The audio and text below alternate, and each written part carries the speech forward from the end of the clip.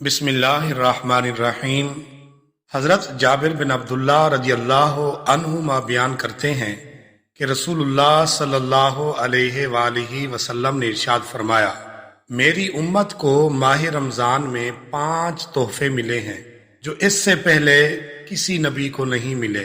پہلا یہ کہ جب رمضان کی پہلی رات ہوتی ہے تو اللہ تعالیٰ ان کی طرف نظر التفات فرماتا ہے، اور جس پر اس کی نظر رحمت پڑ جائے اسے کبھی عذاب نہیں دے گا۔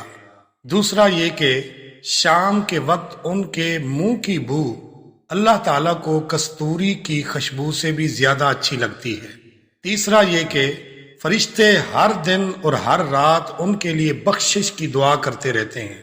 چوتھا یہ ہے کہ اللہ تعالیٰ اپنی جنت کو حکم دیتا ہے کہ میرے بندوں کے لیے تیاری کر لے اور مزین ہو جا، تاکہ وہ دنیا کی تھکاوٹ سے میرے گھر اور میرے دار رحمت میں پہنچ کر آرام حاصل کریں۔